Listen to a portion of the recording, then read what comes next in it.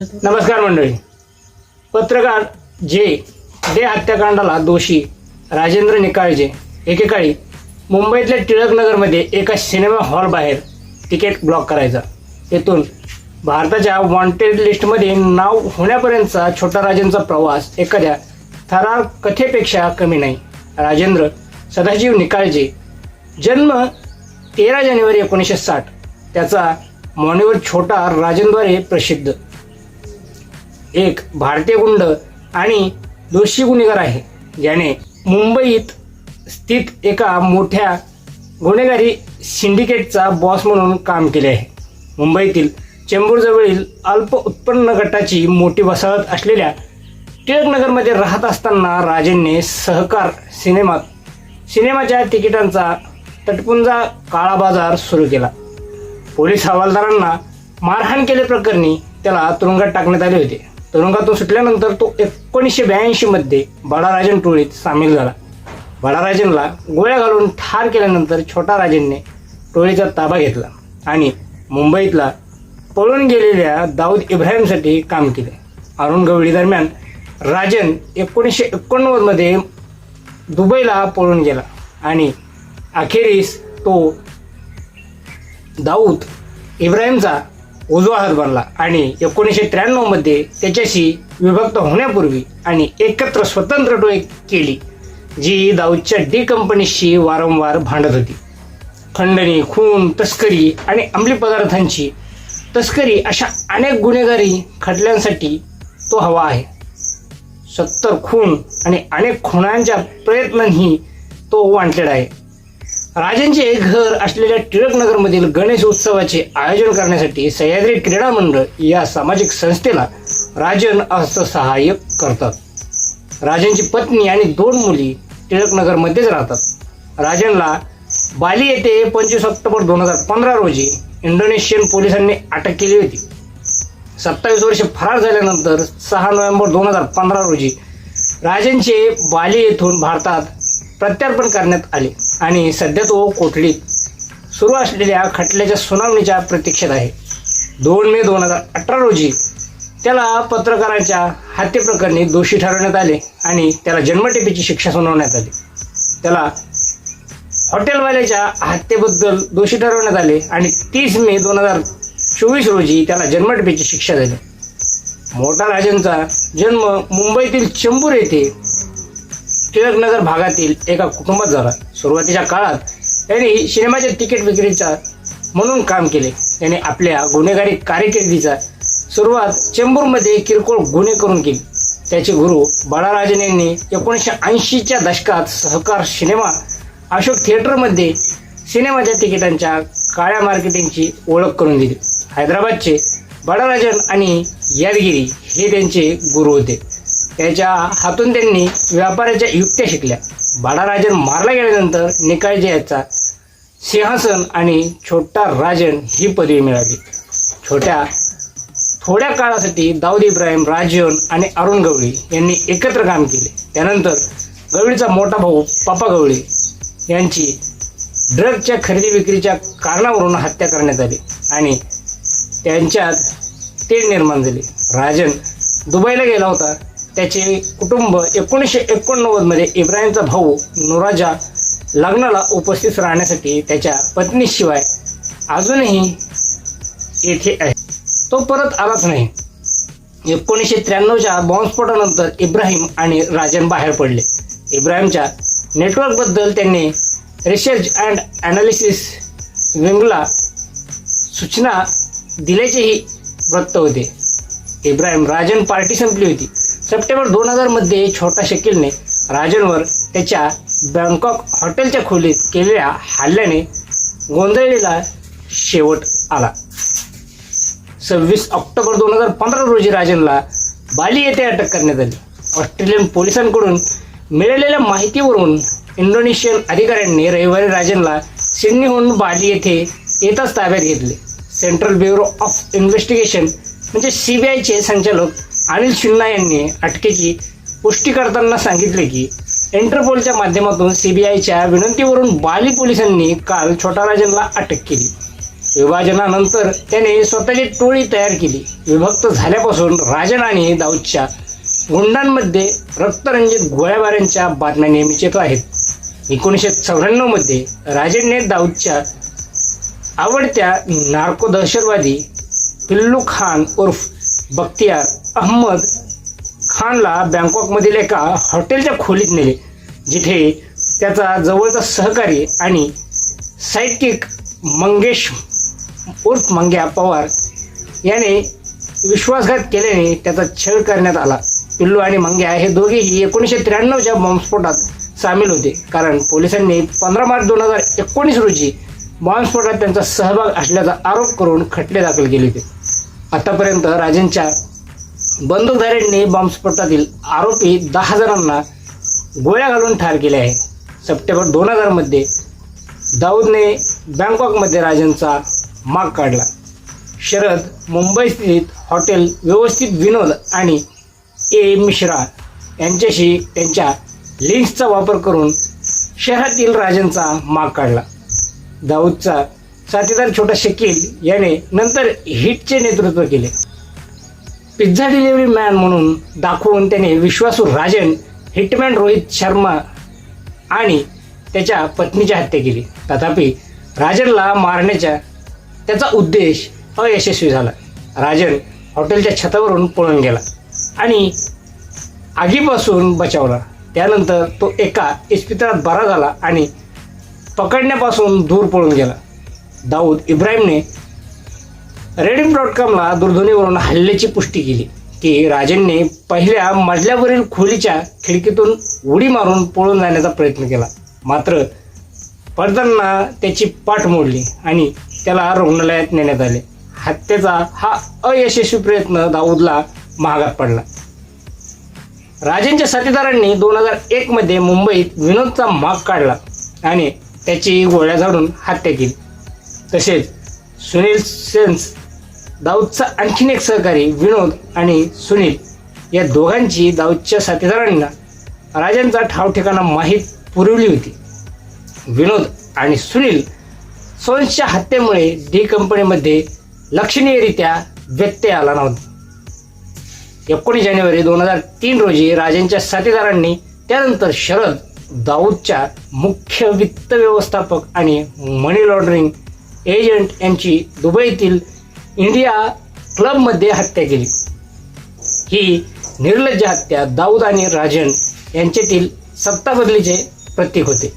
केवळ सार्वजनिक ठिकाणीच फाशी दिली गेली असे नाही, तर दाऊदने त्यांच्या ऑपरेशनला बॅकयार्डचा विचार केला.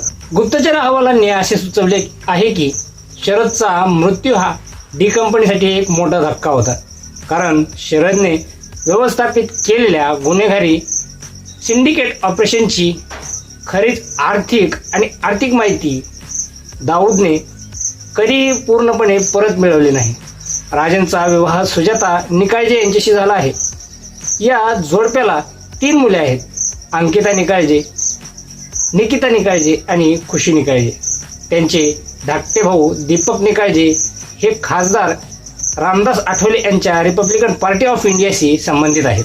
राजनला मित्र आणि सहकारी नाना संबोधत होते.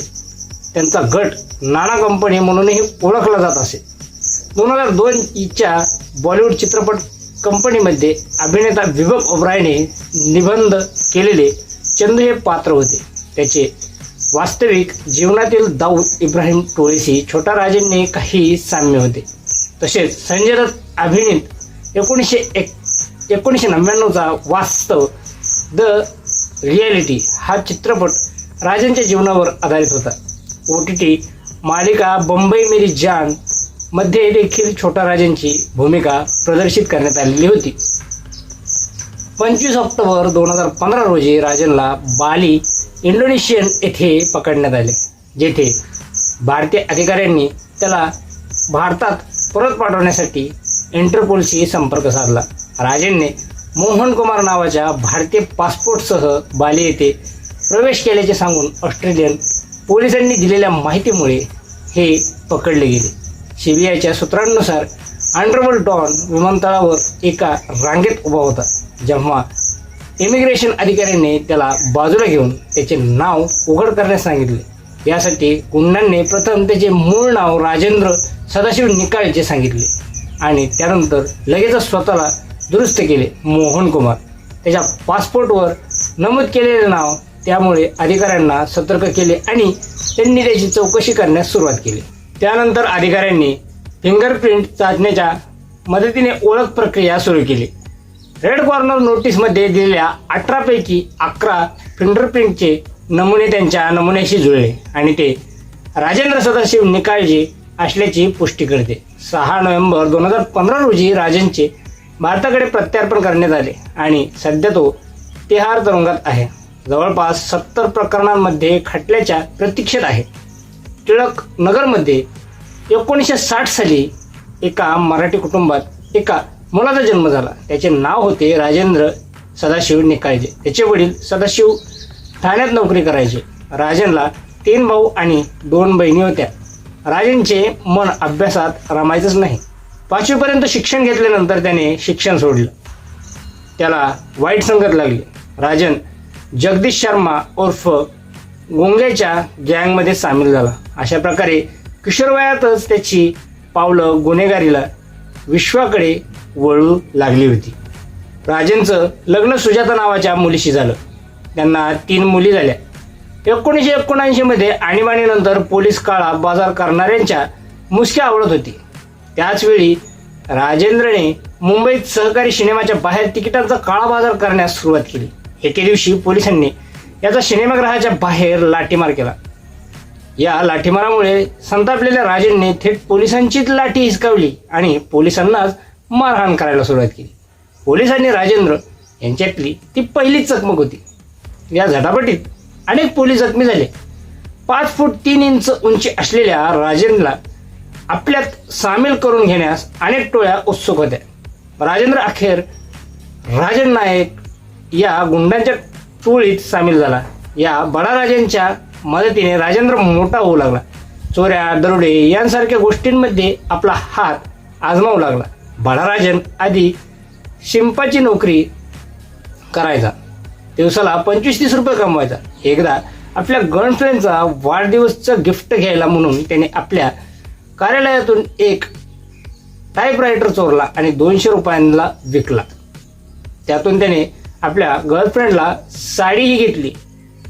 पण चोरी प्रकरणी त्याला 3 वर्षाची जेलची हवा खावी लागली. जेलमधून बाहेर आल्यावर त्याने ताबडतोब गोल्डन गँग बनवली आणि त्यात अब्दुल कुंजू या गुंडाला सामील करून घेतलं. पण काही दिवसांनी या बडाराजांची गर्लफ्रेंड याच कुंजूवर मेहरबान झाली. साहजिकच राजन आणि कुंजू शत्रू बनले. 1983 साली चंद्रशेखर शफालिका आणि अब्दुल कुंजू या दोघांनीही राजन नायरचा खून केला. इथे राजनची कहाणी संपली आणि सुरू झाली छोटा राजनची स्टोरी. आपल्या गुरुच्या खुनाचा बदला घेण्यासाठी राजेंद्रने मग शफालिका आणि कुंजू यांचा काटा काढायचं ठरवलं. त्या काळातल्या वृत्तपत्रांनी दिलेल्या बातमींनुसार कुंजूने आता छोट्या राजनचा असा धसका घेतला होता की 9 ऑक्टोबर 1983 कुंजूने मुंबईच्या गुन्हे शाखेकडे शरणागती पत्करली. कुंजूला वाटलं की जीव वाचवण्याचा त्याच्यासमोर हा एकच मार्ग आहे. पण छोटा राजन सुद्धा हार मानायला तयार नव्हता. जानेवारी 1984 मध्ये छोटा राजनने कुंजूला मारण्याचा प्रयत्न केला. पण कुंजू या हल्ल्यात फक्त जखमी झाला.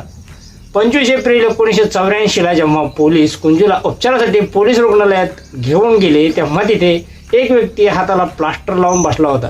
कुंजू जसा जवळ आला तसे या व्यक्तीने आपल्या हाताचं प्लास्टर बाजूला काढून गोळीबार करायला सुरुवात केली. नशिबाने यावेळी ही कुंजूची साथ दिली. पण या हल्ल्याने 2 लोक अतिशय प्रभावित झाले. पहिला म्हणजे दाऊद इब्राहिम आणि दुसरं होतं बॉलिवूड. या प्रसंगाचं अनेक चित्रपटांमध्ये चित्रण झालं आहे.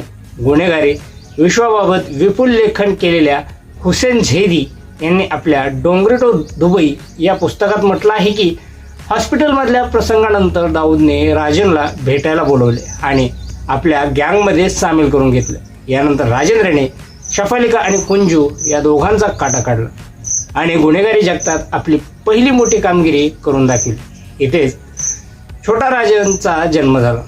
आपल्या मृत गुरुचा दिलेल्या या गुरुदक्षिणेमुळे त्याला हे बिरुद मिळाले होते. दाऊदच्या गँगमध्ये सामील झाल्यानंतर काही काळातच राजनने त्याचा विश्वास संपादित केला होता. 1987 साली दाऊदच्या इतर अनेक माणसांप्रमाणेच राजनही दुबईला गेला आणि तिथून काम करू लागला. हुसेन सईदीच्या लेखनातून असं आढळून येतं की छोटा राजन आणि दाऊदच्या संबंधात वितृष्ट यायला सुरुवात झाली होती. ती 1992 साली अरुण गवळी गँगने दाऊदचा मेहुना इब्राहिम पारकर याचा भर दिवसा खून केला होता. राजनच्या माणसांनी गवळी गँग विरुद्ध पावलं न उचलल्याने दाऊदची मर्जी खप्पा झाली. 1993 सालच्या मुंबई स्फोटानंतर या दोघांचे मार्ग पूर्णतः वेगळे झाले. भारताविरुद्ध कट करणाऱ्या दाऊदची साथ सोडणारा देशभक्त डॉन अशी आपली प्रतिमा राजनला उभी करायची होती. स्फोटानंतर तातडीने राजनने दाऊदची साथ सोडली. भारतीय यंत्रणांना वेगवेगळी दाऊदबद्दलची माहिती पुरवत राजनने आपल्यासाठी गुडविल तयार केले असंही मानलं जातं. अनेक वर्ष क्राईम रिपोर्टिंग केलेले बीबीसीचे प्रतिनिधी जुगल पुरोहित सांगतात की राजन भारतीय यंत्रणांच्या जवळ येण्याचा प्रयत्न करत होता आणि दाऊद विरुद्ध माहिती पुरवत तो साधण्याचा त्याचा प्रयत्न होता. मुंबई पोलिसांनी अनेक वर्ष त्याचा पाठपुरावा केला. मुंबई स्फोटानंतर दाऊदपासून फारकत घेतलेल्या राजनने 1998 साली नेपाळच्या एका मंत्र्याचा खून कराला. मिर्झा दिलशाद बेग हे मूळचे उत्तर प्रदेशचे. बेग यांनी नंतर नेपाळचं नागरिकत्व घेतलं आणि संसदेत निवडून आले. बेग तत्कालीन नेपाळ सरकारमध्ये मंत्री होते आणि त्यांचे दाऊद इब्राहिम आणि ISIशी संबंध असल्याचं उघडपणे बोललं जायचं. अनेक गुन्हेगारी कृत्यांशी बेग यांचा कुप्पा संबंध होता. BBC नेपाळचे संपादक जितेंद्र राऊत यांनी सांगितले, राजनच्या हस्तकांनी दाऊदला नेपाळमध्ये बस्तान बनवण्यासाठी मदत करणाऱ्या बेग यांना जीवे मारण्याचा घाट घातला. जून 1998 मध्ये त्यांनी त्याची गोळ्या घालून हत्या केली. राऊत यांनी पुढे सांगितलं, या घटनेनंतर इंडिया टुडे मासिकाला दिलेल्या मुलाखतीत राजन म्हणत होता, दाऊदच्या सहकार्य करणाऱ्या प्रत्येक माणूस माझा शत्रू आहे. छोटा राजन हे सगळं भारताबाहेर राहून करत होता. 1987 साली मुंबईला गेल्यानंतर राजनने अनेक देशांमध्ये वास्तव्य केलं. भारतात परतल्यास पोलिसांच्या हाती पडण्याचं भय त्याला सततच होतं. इतर गुन्हेगारी टोळ्यांची त्याची दुश्मनी संपलेली नव्हती. 2000 साली बँकॉकमध्ये रोहित वर्मा या आपल्या मित्राच्या घरी असताना राजनवर छोटा शकीलच्या माणसांनी खुनी हल्ला केला. राजन त्यातून सुखरूप सुटला, पण रोहित वर्मा आणि त्याच्या पत्नीला यात प्राण गमावे लागले होते. 2001 साली राजनने आपला ठाव ठिकाणा आपल्या हल्लेखोरांपर्यंत पोहोचणाऱ्या 2 गुंडांचा खात्मा केला. ते दोघेही दाऊदसाठी काम करायचे. असा कयास होता. 2003 साली राजनच्या टोळीने शरद शेट्टी या दाऊदच्या सहकार्याचा खून केला. शेट्टी दाऊदचे आर्थिक व्यवहार पाहायचा. देशाबाहेर राहून आपली गुन्हेगारी कार्य करून सुरू ठेवत असताना राजनचा मुंबईत रिअल इस्टेटचा व्यवसायही सुरू होता. राजनची पत्नी सुजाता निकाळजे खुशी डेव्हलपर्स या आपल्या कंपनीमार्फत हा व्यवसाय सांभाळायची. अनेक वर्ष मुंबईच्या झगडाझगडीपासून दूर राहिलेल्या टिळकनगर परिसरातून जेव्हा पुनर्विकासाचे वारे वाहू लागले तेव्हा राजनने त्याचा फायदा उचलायचं ठरवलं. जुन्या इमारती पाडून त्या जागी अधिक ISIच्या मदतीने नव्या इमारती उभारून बांधकाम व्यवसायातून त्याने उदंड संपत्ती कमावली. रिअल इस्टेट व्यवसायाच्या माध्यमातूनच विनोद चेंबूर, विनोद गोवर्धन आसरानी राजकारणाच्या संपर्कात आला होता. विनोद चेंबूर जेडे प्रकरणातल्या आरोपींपैकी एक होता. सुजाता निकाळजेला डिसेंबर 2005 मध्ये माकोगा कायद्याखाली खंडणीच्या संदर्भात अटक करण्यात आली होती. राजनचे भाऊ दीपक निकाळजे हे रिपब्लिकन पक्षाचे नेते आहेत. मार्च 2018मध्ये त्यांच्या विरोधात एका 22 वर्षीय तरुणीने बलात्काराचे आरोप केले. या प्रकरणाची चौकशी सुरू आहे. दाऊद आणि राजनबद्दल अनेक दंतकथा आहेत ज्यांच्याबद्दल अनेकदा बोललं जातं, पण त्या संदर्भात अधिकृत पुष्टी अलीकडे झालेली नाही आहे. तसाच यंत्रणा, तपास अधिकारी यांच्याबद्दलही अनेक गोष्टी सुरू असतात. एका देशातून दुसऱ्या देशात असा पळ काढत राजन ऑस्ट्रेलियात पोहोचला. 2015 साली ऑस्ट्रेलियात असताना राजनवर छोटा शकीलच्या माणसांनी हल्ला केला होता. या हल्ल्यानंतर राजनने बालीचा रस्ता धरला आणि बाली विमानतळावरच त्याला अटक करण्यात आली. ऑस्ट्रेलियन पोलिसांनी इंडोनेशियन पोलिसांना दिलेल्या माहितीनंतर राजनला बाली विमानतळावर ताब्यात घेतलं गेलं. भारतीय सुरक्षा यंत्रणांनी तेथून त्याचा ताबा घेतला. तर मित्रांनो, हा होता आजचा आपला संपूर्ण व्हिडिओ. आजचा व्हिडिओ तुम्हाला कसा वाटला आम्हाला कमेंट करून कळवायला विसरू नका. आमचे व्हिडिओ जर आवडत असतील, दिलेली माहिती समजत असेल तर व्हिडिओला एक लाईक करत चला, आपल्या मित्रांपर्यंत शेअर करत चला. चॅनलवर नवीन असाल